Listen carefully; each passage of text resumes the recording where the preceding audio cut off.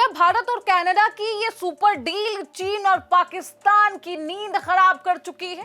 Social media पर सवाल इसलिए तैर रहे हैं क्योंकि जिस कनाडा के साथ भारत के रिश्ते कोल्ड वॉर में तब्दील हो चुके थे, उसी कनाडा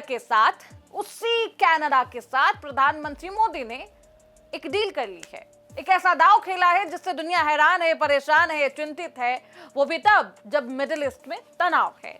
ये सिर्फ व्यापार नहीं बल्कि एक स्ट्रैटेजिक मास्टर स्ट्रोक है जो भारत की ऊर्जा, सुरक्षा और डिफेंस की दिशा ही बदल देगी।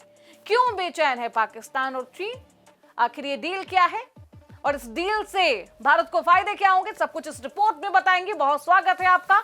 आप देख रहे हैं प्राइम न्यूज का डिजिटल प्लेटफॉर्म और मैं हूं आपके साथ श्रुति अंदर।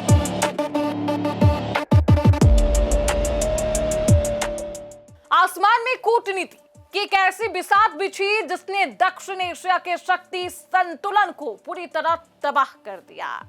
एक समय था, याद होगा आपको, जब खालिस्तानी आतंकी हरदीप सिंह निज्जर की हत्या के बाद, तमाम आरोपों के बाद भारत और कनाडा के रिश्ते अपने सबसे निचले स्तर पर पहुंच गए।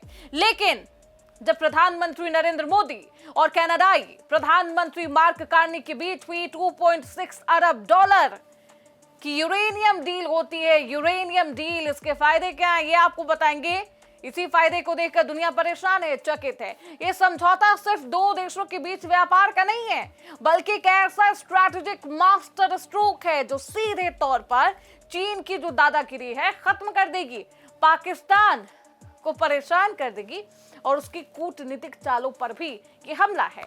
जब पश्चिम एशिया में इजरायल और ईरान के बीच युद्ध का बादल है और कच्चा तेल महंगा होने का डर है और उसी बीच ये व्यापार, अब भारत ने कनाडा के साथ हाथ मिला लिया है। अपनी एनर्जी सेक्टर के किले को अभेद कर लिया है, यानी कि उसे शील्ड किया है। ग्राफिक्स के माध्यम से समझिए यूरेनियम डील है क्या, क्यों खास। आपके स्क्रीन पर ये ग्राफिक्स भारत के लिए कितनी जरूरी, ये डील समझिए। 220 लाख पाउंड यूरेनियम का पावर पैक, ये समझौता कनाडा की दिग्गज यूरेनियम कंपनी कैमेको और भारत परमाणु ऊर्जा विभाग DAE के बीच हुआ है। और यही है सबसे अच्छी खबर, लेकिन पाकिस्तान और चीन के लिए बेचैन वाली खबर। ये सप्लाई साल 2027 से साल 2035 तक चलने वाली है। कनाडा भारत को लगभग 22 मिलियन पाउंड यूरेनियम और कंसंट्रेट की सप्लाई करेगा।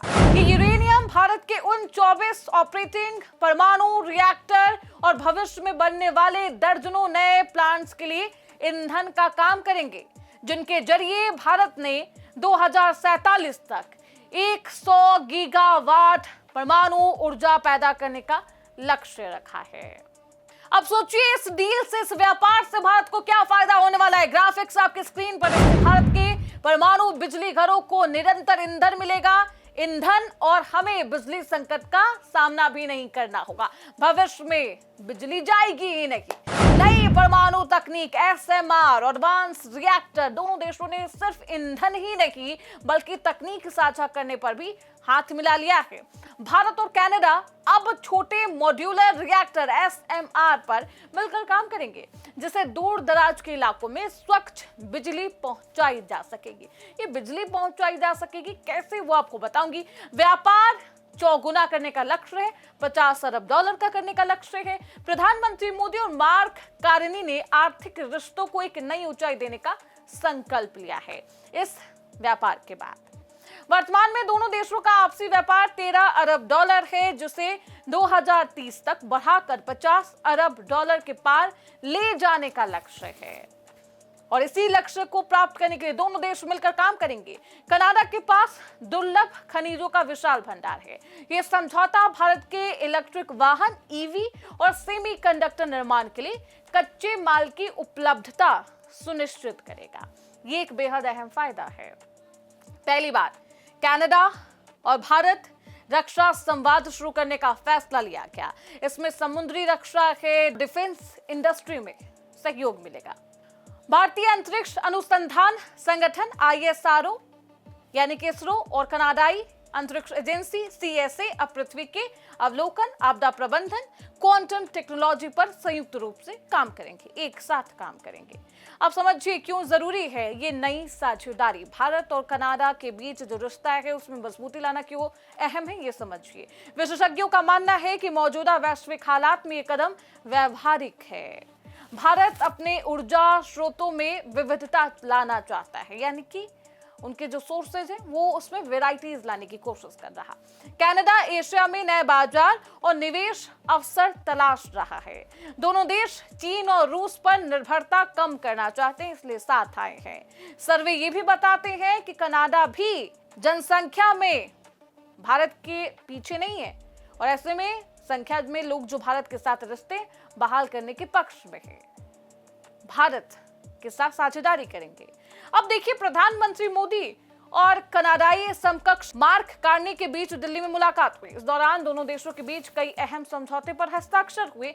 कनाडा और भारत के बीच हुई इस डील के बाद यूरेनियम की चर्चा है। अब यूरेनियम की चर्चा क्यों है, आपको ये जानना चाहिए। फायदे क्या होंगे ये समझना चाहिए।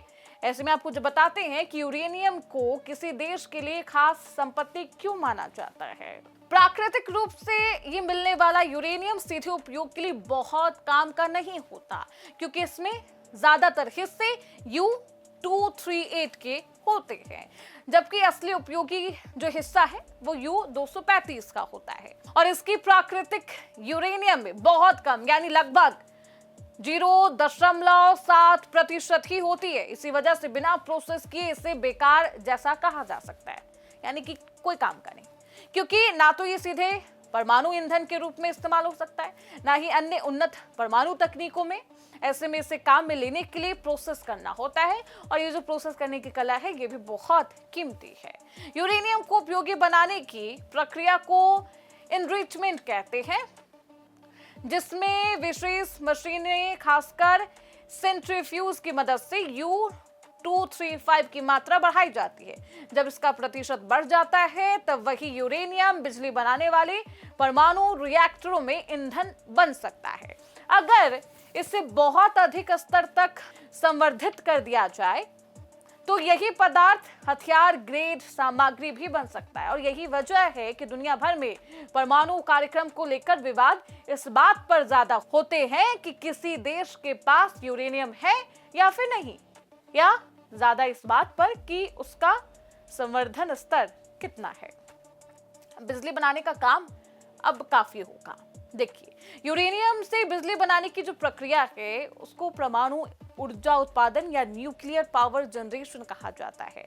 वर्ल्ड न्यूक्लियर एसोसिएशन के अनुसार प्राकृतिक यूरेनियम के जरिए काफी बिजली बनाई जा सकती है, भारी तादाद में, भारी मात्रा में, और इसका एक टुकड़ा भी कई क्विंटल कोयले के बराबर बिजली बना सकता है। कहा जाता है कि 1 किलो यूरेनियम में 44,000 किलोवाट बिजली होती है और बिजली बनाई जा सकती है। इसका मतलब है कि बहुत कम मात्रा में ज्यादा बिजली आप बना सकते हैं। अगर इतनी बिजली कोयले से बनाए तो कई हजार टन तेल और गैस भी लगेंगे, उसकी भी खपत होगी। लेकिन यूरेनियम के साथ ऐसा नहीं है, एक छोटा सा टुकड़ा और आपका काम बराबर हो जाएगा, यानी कि अच्छा हो जाएगा। कई रिपोर्ट में यह भी सामने आया है कि 88 टन कोयले के बराबर यूरेनियम का एक टुकड़ा होता है। यूरेनियम का अंडे के आकार का एक टुकड़ा 88 टन कोयले के बराबर होता है, यानी अंडे के आकार के एक टुकड़े से जितनी बिजली बनाई जा सकती है उतनी बिजली बनाने के लिए आपको 88 टन कोयला चाहिए, उसके साथ गैस और तमाम प्रोसेस। लेकिन यूरेनियम के साथ ऐसा नहीं है, इसलिए इसे बेहद फायदेमंद भारत के लिए माना जा रहा। चीन और पाकिस्तान को क्यों लगा है झटका, ये समझ लीजिए। सोशल मीडिया से लेकर वैश्विक गलियारों तक ये चर्चा बेहद आम है कि इस डील से बीजिंग और इस्लामाबाद में खलबली है। चीन यानी कि ड्रैगन परेशान है। दरअसल चीन हमेशा से चाहता रहा कि भारत अपनी ऊर्जा जरूरतों और कच्चे माल के लिए उस पर निर्भर करे या फिर उसके प्रभाव वाले देशों पर निर्भर रहे। लेकिन इस समझौते के बाद भारत अब क्रिटिकल मिनरल्स और यूरेनियम के लिए एक ऐसे साझेदारी के साथ है जो तकनीकी रूप से दुनिया में सबसे उन्नत है और वहीं सोचिए, पाकिस्तान जो अंतर्राष्ट्रीय मंचों पर कटोरा लेकर बैठा रहता है, भारत को अलग थलग करने की कोशिश करता है, कनाडा के पुराने विवादों का फायदा उठाना चाहता है। अब उसे समझ आ गया है कि भारत की आर्थिक ताकत के आगे उसकी ये भिखमंगी और ये बेबुनियाद आरोप ज्यादा दिन तक टिकेंगे नहीं। खैर, अब ये डील हो चुकी है, इसका फायदा भारत को कितना और भविष्य में कितना अच्छा मिलता है, देखना बेहद दिलचस्प होगा। फिलहाल इसी के साथ इस रिपोर्ट में बस इतना ही। देखते रहिए प्राइम न्यूज का डिजिटल प्लेटफॉर्म।